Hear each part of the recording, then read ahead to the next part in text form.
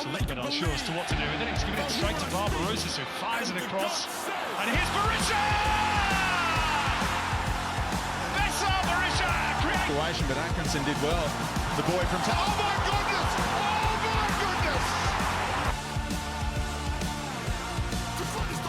What's going on with Juan Mata at Western Sydney at the moment that we're not getting the best out of him? I think it's just insane in our league to do that kind of stuff. I don't understand.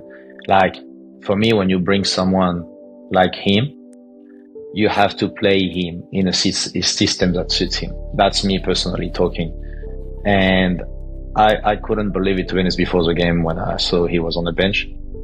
I couldn't believe when he only came on for 10 minutes or 8 minutes or whatever. I think, to be honest, I think it's disrespectful. The high-profile nature of the signing of Juan Mata is always going to get mentioned if he doesn't start. What was the reasoning for him being on the bench today, Alan? I don't understand the premise of the question. This has all come up because his agent, said some stuff in the media last week. His agent doesn't control the team. We've got 25 field players in there who I'm concerned about. We've got 20 staff members attached to the club. We've got 20,000 members. They're my priority, and every single one of those is an equal priority. I think he's got a bit too much oxygen, to be honest. Fahid, and his comments were out of order. Juan Mata was previously on the books of Europe's most prestigious football clubs in Chelsea and Manchester United, but he can't get a start in the A-League for the Western Sydney Wanderers. What is going on? Before I go into what's going on right now, it's crucial that I discuss the start of this whole situation and how it came to be.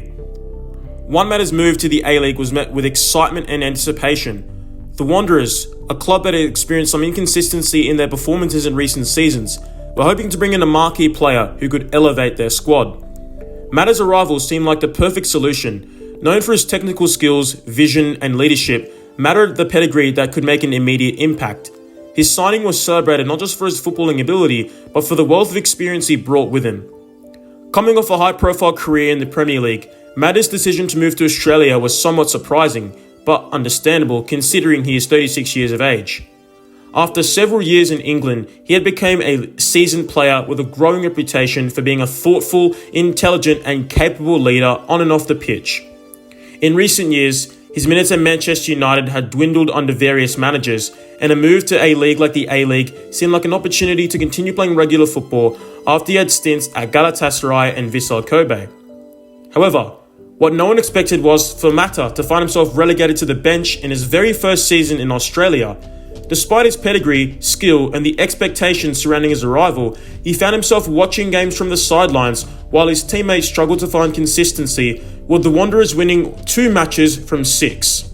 Now, I'm going to let my Western Sydney Wanderers bias slip through, but why is Juan Mata not starting? He is the best player in the A-League, man, the most technical player, the player with the most experience overseas. I do not understand it whatsoever. Obviously, I'm not a coach, and I never will be a coach, but I think I speak for all Wanderers fans when I say he needs to start. He is the difference maker, alright? We may have won games without him, but still, when it comes to the business end of the season and we need goals, this is the guy who's going to supply them. He is so technically efficient, he can pick passes and see things that no one else can see on a football pitch. He is a freak of nature. And I'm disappointed to see him on the bench and only managing like 20 to 30 minutes a game. Like, for a player of his quality, he should not be on the bench, and I side with what Fahid Ben Karfala has said. Maybe some of his comments were out of order, but for the most part, he was cooking. He was stating the facts that Stajic is clearly not utilizing him in a proper system which plays to his strengths. And it brings up all sorts of questions. Did Stajic actually sign off on the deal? Did he actually want him at the club in the first place? Is Mata just a marketing tool? But hey, the club need to figure out how they want to use him. Do they want him to rot on the bench until season's end and just, let him go? Or do they want to make use of him? Because in my opinion, at the moment, Alan Stajic's system is not suiting his Mata's capabilities and his skill set. It is not. It's simply not.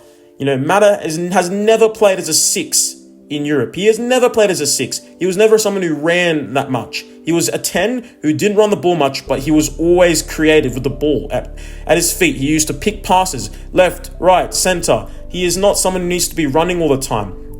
At the moment, the Wanderers play a stagnant 4-4-2. You know, Sapsford is playing as a second striker. Even Borello even drops deep a little sometimes. But hey, I genuinely think a formation switch is needed. A 4-2-3-1 is probably the best formation Stajic could use with his squad. You can play Bozidar, Kraev, and Milanovic on the wings. Keep the defense the same. You can put Berlante and Priestman in the midfield, or Shikluna and Priestman, whatever, right? And then you can have Matter at the 10, Borello up top, or Sapsford up top. You know, it is interchangeable, and just plug Matter at the 10 and watch how that Wanderers team will improve significantly. Hey, I might have just let my bias slip through, but I think I can speak for all A-League fans when I say that Juan Mata must be playing every single game possible.